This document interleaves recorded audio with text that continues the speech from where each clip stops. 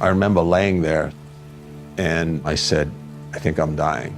And my son, he told me later, he said, no, you said you are dying.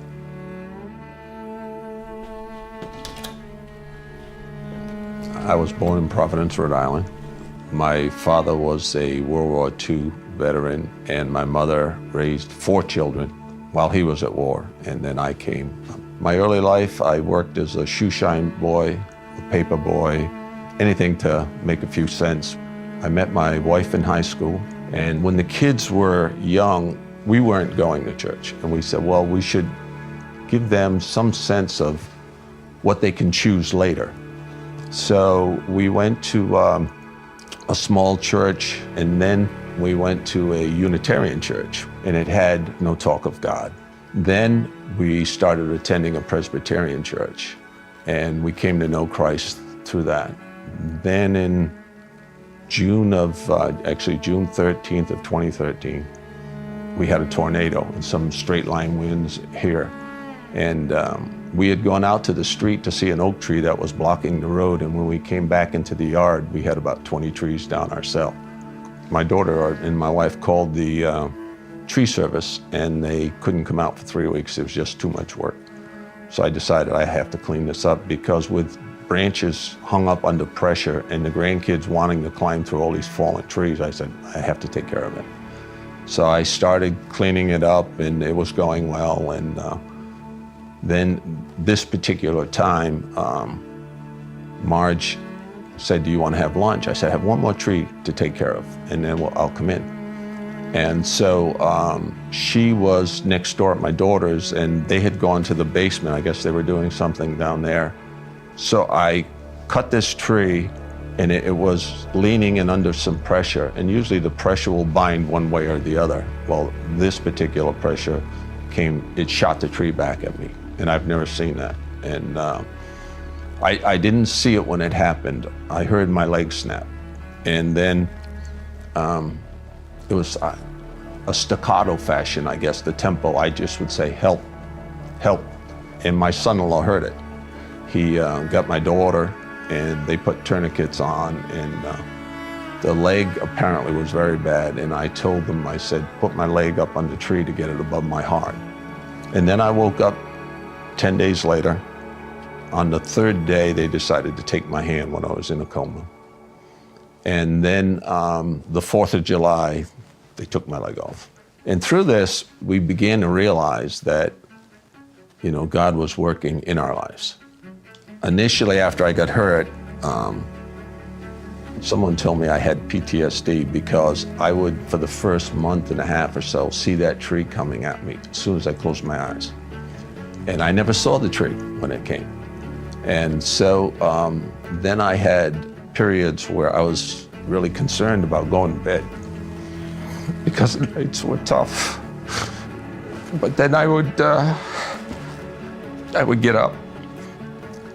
I would read the Bible, and I would make notes. I'm loved by God, and He has chosen to have me at this state in my life.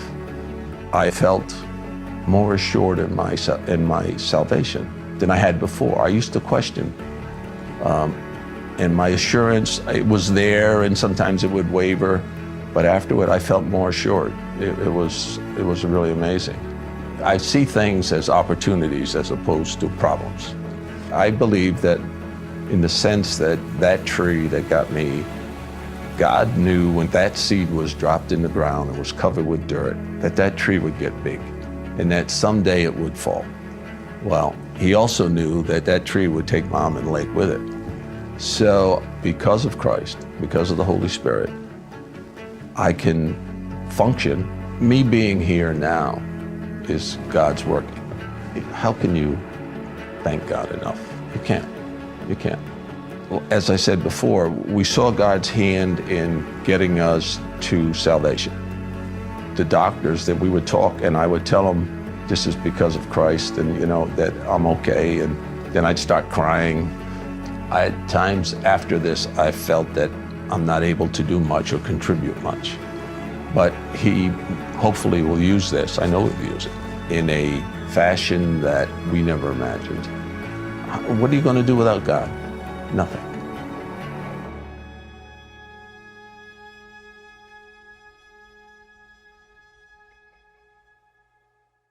If you caught from that video just the tenor that that gentleman was trying to portray, just as he came to recognize the situation that he faced was not one that he necessarily would have chosen for himself, but certainly one that he saw that God put him into. We don't always find that our lives go according to the way we planned. If that's the way you have lived your life, you have lived a very charmed life.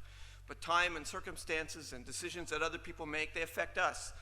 And sometimes we don't always see the providence of God, but that's what the book of Esther is about. This is what Jair said. I believe that God knew when that seed was dropped in the ground and was covered with dirt, that that tree would get big and that someday it would fall. Well, he also knew that that tree would take my arm and leg with it. I am loved by God, and he has chosen to have me at this state in my life.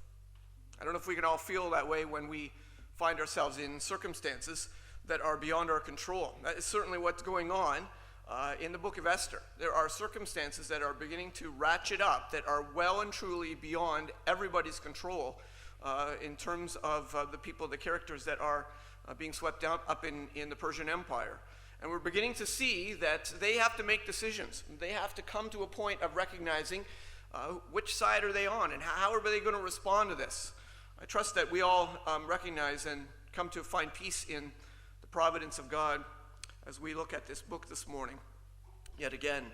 I've labeled this morning's message, just for lack of a better title, The Beauty and the Beast. Not a great title necessarily, but as you will begin to see, the clutches of King Ahasuerus in what he is doing with these young women, he is the beast. And in fact, you'll find as Esther rises in ranks, she, of course, is the beauty. Chapter 2, beginning at verse 5 of Esther. Chapter 2, by the way, comes immediately after chapter 1. I know you got out of bed this morning to find that out. What I mean by that is that chapter 1 and chapter 2, there's a great pause. There's about 3 years of pause, 2 years at least, between the end of chapter 1 and the exile, if you will, of Queen Vashti, and the beginning of chapter 2, where Xerxes or Ahasuerus, depending on his title that you want to use, Greek or Persian, when he begins to look for a new queen. King Xerxes spent several years planning for a second invasion into Greece. This is a part of history. It took place in the beginning of 480. He was defeated, soundly trounced, and he comes back now to Susa. He's licking his wounds, and now he begins to consider what should he do next. And this is the point of the story that we're on in the great scheme of history, just to give you some point of reference if you are at all interested in what is the order of things that are taking place. So beginning of verse 5, there was a Jew in Susa, the citadel, whose name was Mordecai, the son of Jair, the son of Shimei, the son of Kish, a Benjaminite. Now, I'm not sure why he is given such a great title, except for no other reason than to underline the fact that this man is Jewish. It is very important. The author wants you to see that. This is the son of Jair. I don't know who that is. You don't know who that is. But to the reader, they understood. That is somebody in a family tree. You know how family trees go. They don't all just go in a straight line. You have your grandfather's side, your mother's side, and their side, and it just forks out.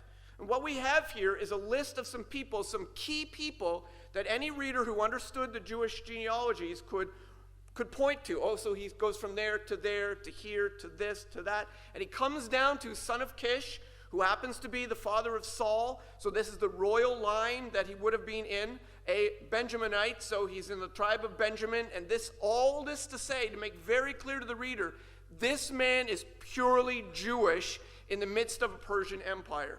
He is unique in some ways. He's kind of curious in some ways because his name, Mordecai, or some people pronounce it Mordecai, depending on what you want to do with those two last vowels. Mordecai is the Hebrew form of a Babylonian god named Marduk. So how is it that this Jewish man who's very Jewish, and the author wants you to see his genealogy, he has this pagan name in the midst of Persia? It is a curiosity. By the way, just by the sake of a bit of trivia for you, the word Jew, it comes from the name Judah, and it only began in usage about the time of the exile, when Daniel and his friends, among others, are exiled into Babylon. The word Jew became obviously a derogatory term. It became also a term of reference to themselves, and this author is using that word. This is practically the first time in Scripture that we find this word Jew being used in this way. This man is pure Jew. This needs to be remembered because as we look through this book, there's continual fuzziness about what's going on. Right at the start, his name's Mordecai. This is Marduk, a Babylonian god. Why does he have that kind of a name? Was it given to him by his parents, or was it given to him by the culture? Here's what we learn. He was carried away. This last sentence was, he was son of Kish. So we take it as we're reading the text that it's Kish who was carried away from Jerusalem among the captives, carried away with Jeconiah from Judah, whom Nebuchadnezzar, king of Babylon, had carried away. 597 BC, if you know the story, we won't get into all the historic details.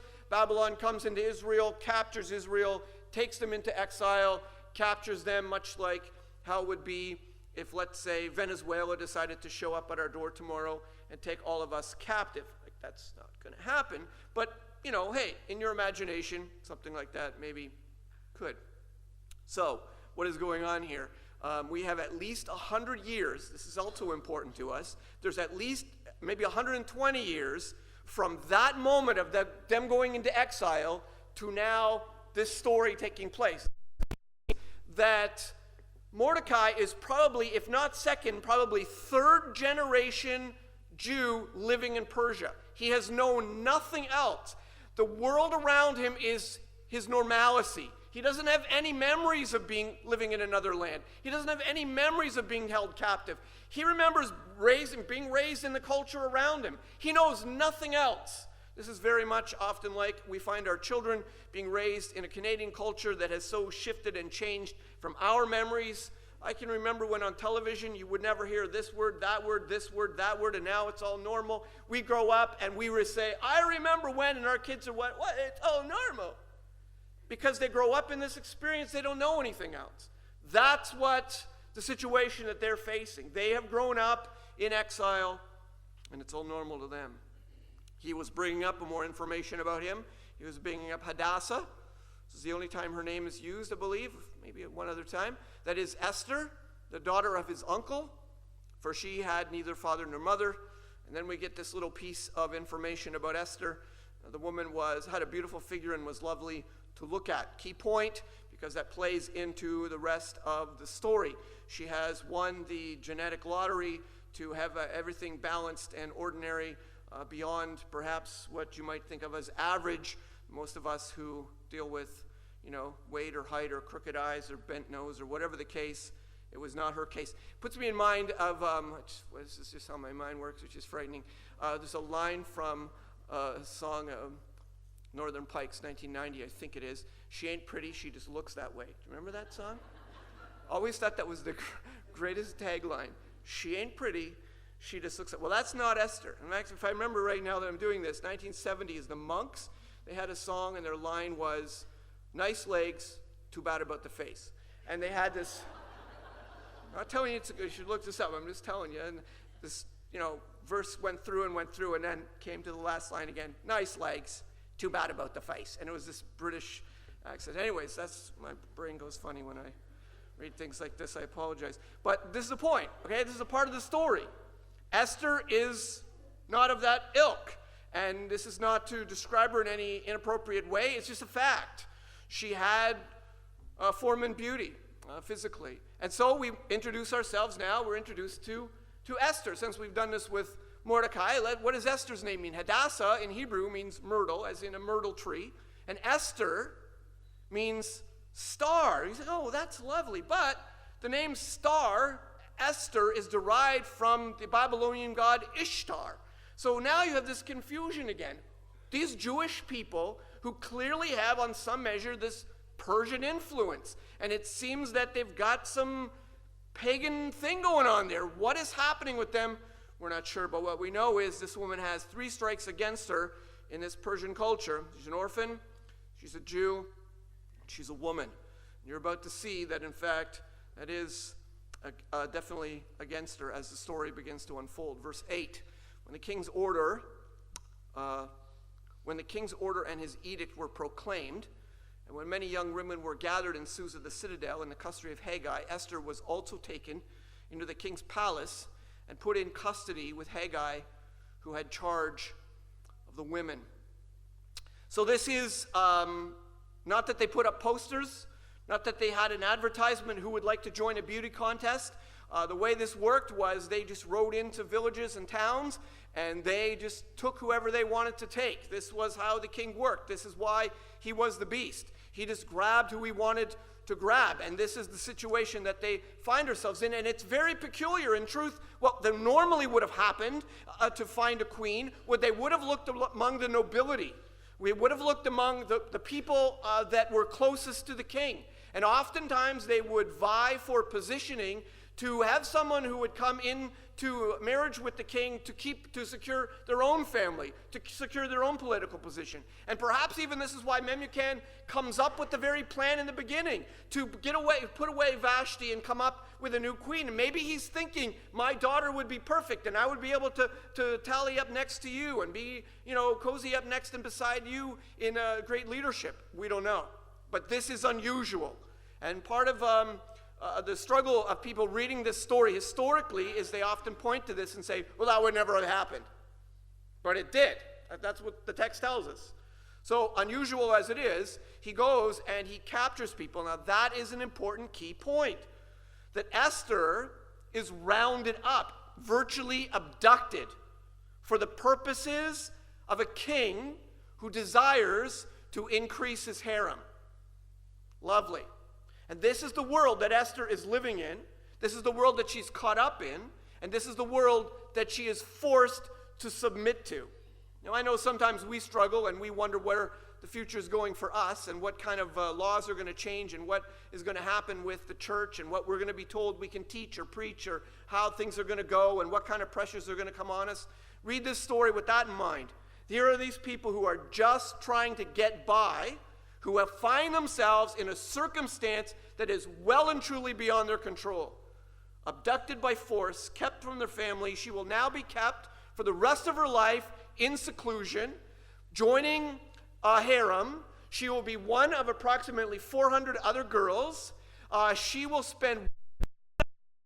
It will be the only night, a marriage night of her and with all the other 400 women, one at a time, one after another. She will then spend the rest of her life in luxury, but in absolute seclusion from the rest of the world, from ever having a family, from ever knowing her family. This has changed everything. This is a radical transformation, well and truly beyond her control. Verse 9, the young woman pleased him. That's Hegai, the one who had been given control from verse 8, looking after the new harem. The young woman pleased him and won his favor. Well, that's interesting. Was he free to choose this? Was he free to decide and look at her and see it this way? This is the turning point that begins the great snowball. You know how this story ends. And all because this man found favor, or Esther found favor in his eyes. He quickly provided her with cosmetics and her portion of food and with 7 chosen young women from the king's palace and advanced her and her young women to the best place in the harem. Now, I don't know if I read it quickly. I don't know if you caught this little sentence here that says he quickly provided her with cosmetics and her portion of food. Do you know anything about Jewish people and dietary laws? Have you read the Old Testament with half an eye open? Do you know anything about what they're supposed to do or not do? Do you understand that they don't just eat everything that's put in front of them? Do you understand that virtually what is going on here is that this woman is now living as a Persian and breaking all protocol as a Jewish woman? A lot of people at this point begin to question, what is Esther doing? How could she be just keeping her head down and not standing up and living for what's right? Did she not get the memo of what happened with Daniel and his 3 friends when they came to Babylon? Now, I grant you the book of Daniel wasn't written yet, but surely somewhere, somehow, somebody would have said something along the lines amongst the Jews of what took place with Daniel and his 3 friends and how they risked their lives to say, we're not eating your food and we are going to stand up and stand out. And this woman now just goes with the flow. You know, it's interesting how we hold up the story of Daniel as such an example, and then we hold up Esther as a great example, and she is. But in so many ways, she's a failure. In fact, if I could say politely, she's probably more like you and me, or you and I, whatever the grammar is here, than we are like Daniel. We often think about how Daniel stood up and stood out and did the right thing, and we should all be like that.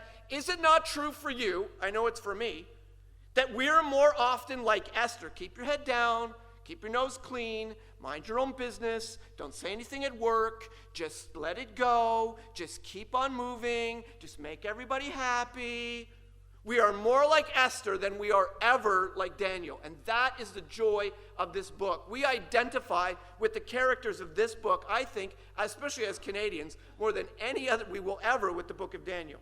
We are keep the peace, keep your head down, just keep going, don't let anybody know we're not making waves here. That is Esther. That is Mordecai. Esther had not made known her people or her kindred, for Mordecai had commanded her not to make it known. Why? How is that standing up for what is right? How is that doing the right thing? We have no idea the motive behind this. Was Mordecai frightened for his life? We have no reason to think he was. Was he thinking somehow that if she could win this, that he himself would have some advantage with the king? Was there some personal thing in this? We don't know what's going on. But what we know is these people are doing, in a sense, what we would always teach and preach to our children not to do. Now they're doing it. Welcome to the real world. When you are put in a situation that's real, and suddenly it's your head's on the line or whatever's going down, your job is there, and the pressures are around you, how are you actually going to really respond? Not how do you think you will because you're going to be a hero because you read the book of Daniel. No. How are you really going to respond? What are we going to do when they turn the screws to us as a culture and decide, for example, that churches who do not teach and preach according to the mantra of the day are going to have their charitable status yanked? What are you going to do when we find out? I'm just saying that's entirely conceivably a possibility, and if it doesn't happen, I will be utterly shocked within my lifetime. What are we going to do as a people when the government starts to solicit to us what we are allowed to say or not say that will be considered hate speech and a crime? Because we disagree with somebody, disagreement is automatically assumed to be hate. If I disagree with your choice, obviously I hate you.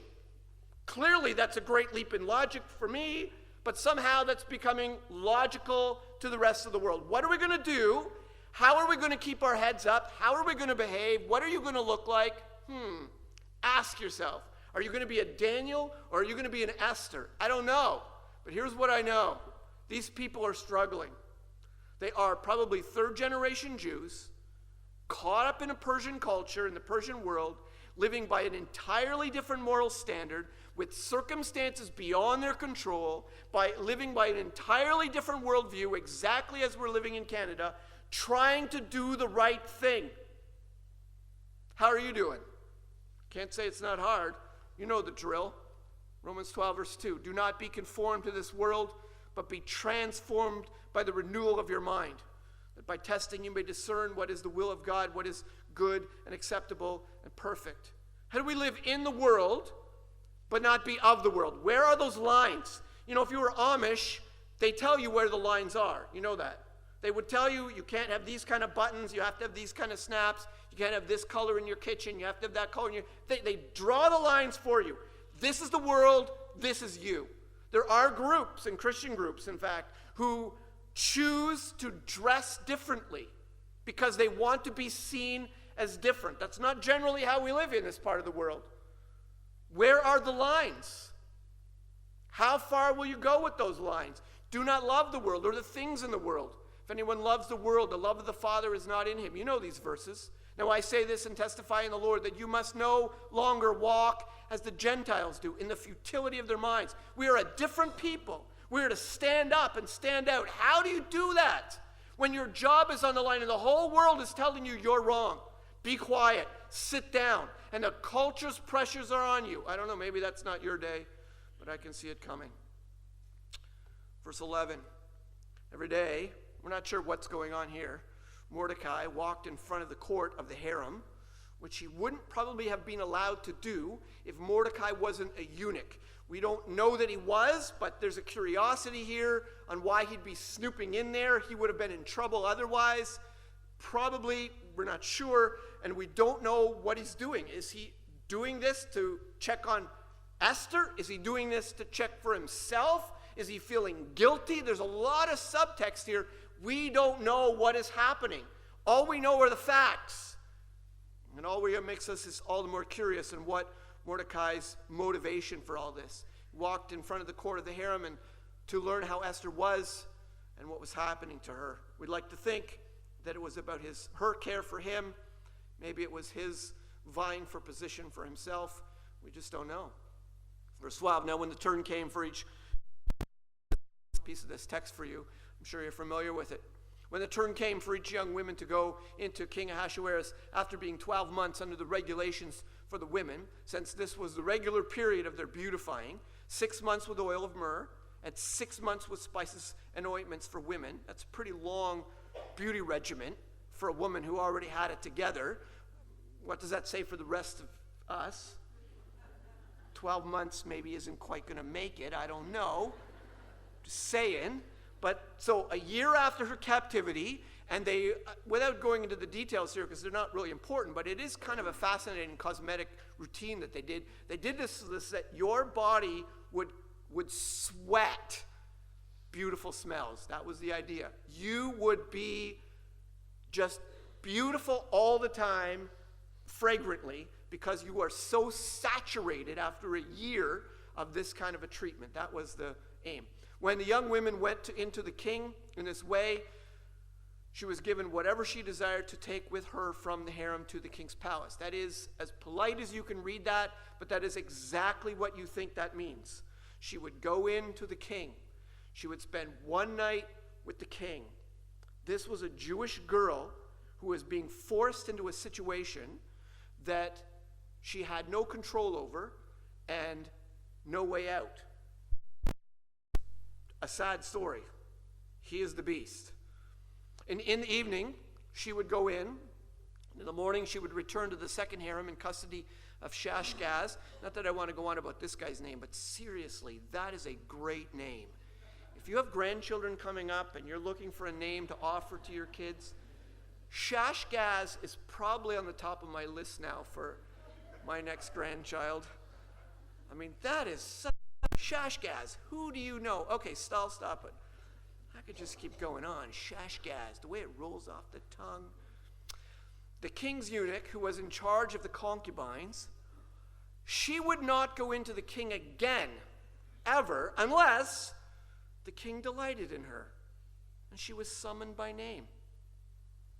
When the turn came for Esther, the daughter of Abihail, the uncle of Mordecai, who had taken her as his own daughter, they're underlining this is the very Esther, the same one, this is that Jewish girl.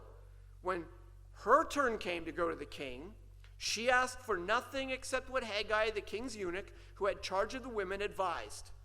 Now Esther was winning favor in the eyes of all who saw her. And when Esther was taken to King Ahasuerus into his royal palace in the 10th month, which is the month of Tabib, in the 7th year of his reign, the king loved Esther more than all the women, and she won grace and favor in his sight. Virgins, so he set the royal crown on her head and made her queen instead of Vashti. This is why we celebrate Esther. She became the queen of the Persian Empire. Woo! Do we ever think about what it took for her to get there? This woman is in a circumstance, in a situation that is well and truly beyond her finest dreams for herself. Her parents did not raise her to say, one day I hope you are the queen of a pagan king who uses you to his own ends, and you are one of among 400 other in the harem, and you spend your life in seclusion. This was nobody's dream. Then the king gave a great feast for all his officials and servants. It was Esther's feast. He also granted a remission of taxes to the provinces and gave gifts with royal generosity. He's celebrating. Why wouldn't he celebrate? He's finally got a queen after 3 years without one, and everybody's excited, and it's Esther. And we know the story if you know the end of the story, and I'm surprised if you don't. But this is all because God has chosen even these circumstances that were beyond her control for his ultimate ends and his ultimate purposes and all the decisions that are being made. And they are not standing up and they are not standing out. And if you read Jewish commentaries, they are asking questions. Why is she denying her Jewishness? And some Jewish commentaries, even English-speaking, even Gentile commentaries, they berate Esther and Mordecai. Why didn't Mordecai stop her? I read in a Jewish commentary this week that they were scolding, historically, retroactively, scolding Esther and Mordecai. Mordecai should have killed Esther and then committed suicide. It was the only proper Jewish thing for him to do, to rescue her from this circumstance, and he didn't. And he's a villain. It's just so fuzzy. What do you do with these people? They are more like you and me than we'll ever be like Daniel. Why didn't he stop her? Why is she participating in this? Why didn't she stand up? Why didn't she say something? Why didn't she run away? Why? Why is she allowing this? Why did she ignore the Jewish food laws and ultimately, of course, the Sabbath laws? She would have been living as a Persian woman, completely undercover. How could she marry a Gentile? This is entirely against the Old Testament law. She broke every commandment you can imagine as a Jew living under proper law. Had she not heard what took place to Daniel and his 3 friends when they stood up to another pagan king? And they stood up and said, we are not obeying your rules. We are not bowing down. Throw them in the furnace. Now we tell that story, and again, I'm just saying the same thing again, I know, but these people are heroes. Dare to be a Daniel. Dare to be a Daniel, people. But too often in your life, you have circumstances and situations where you didn't Daniel.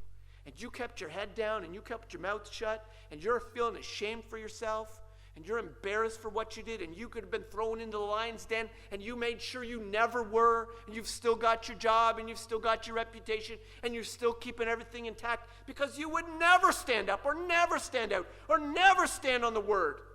You are a coward. Pardon me for saying so. We all are. I'm talking to myself. We live in a world that desires us to push us into its mold. It's telling us what we're supposed to believe. And we can believe anything we want as long as it's what they've already decided that we're supposed to believe. We can preach anything we want as long as it says exactly what they've already decided we're allowed to say. And so we're very careful, we're guarded, we're jaded. We're Mordecai and Esther. But here's what we know. Regardless, and I'm not justifying them, I'm just simply saying God is still in control. Regardless of how you judge Mordecai and Esther's decisions, God is still moving in his inscrutable way. Such a great word, inscrutable. Just you can't even begin to fathom all the threads and wires and connections and all that's involved. You just can't even see it. It's impossible to know. God is still moving in his inscrutable way to fulfill his covenant promise to his people. What's his promise to his people? I will bring a Messiah through the Jews. Began in Genesis 3:15. He will bruise your head. He will crush your head. You will bruise his heel. And this Messiah was going to be the Messiah that would come through the Jews, that would come through the line of Judah. Their neck is on the line. They are going to come right to the brink of complete annihilation. Is God going to come through? Is God going to keep his promise? Surprisingly enough, he does. Wow, what a shock. God worked even through them to ultimately fulfill his promise. Are you standing up for what's right? Sometimes we don't. But God is faithful even when you are not. God is holding you even when you can't even hold yourself. God will see you through even when you don't have the strength to stand up and do what's right. God will be faithful because that's who God is. He keeps us, he watches over us, and he guides us, and he will bring it to completion. He is a faithful God. Let's finish this text.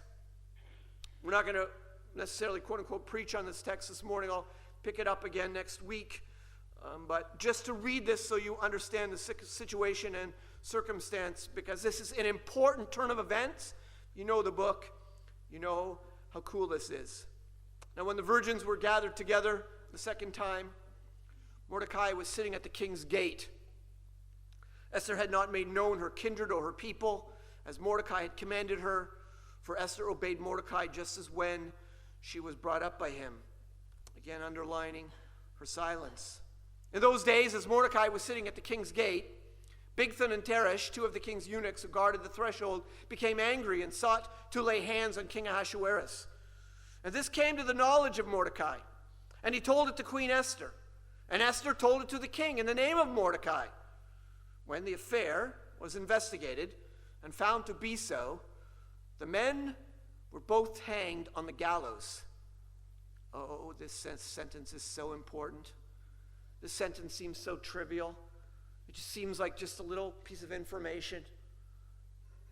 And it was recorded in the book of the Chronicles in the presence of the king. You should just yawn at the end of that sentence.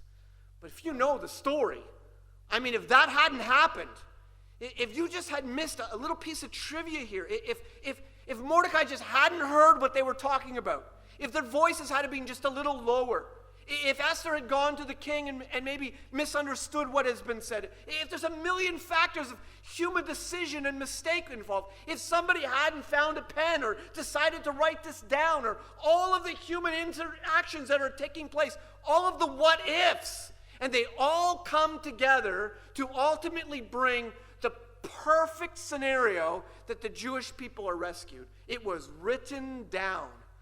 So later in the night, when the king can't read and he's looking for something boring to remind himself of his days, he picks up this book, and lo and behold, guess what he reads?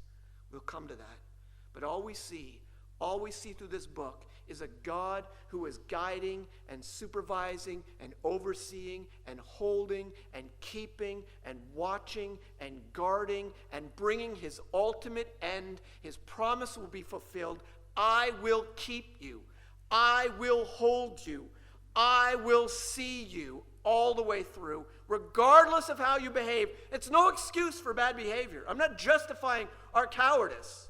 I'm just simply saying that God is beyond us, that God is able to use us in spite of ourselves. And may God give us the grace to stand up and stand out as we should. This is the book of Esther. Let's just pray.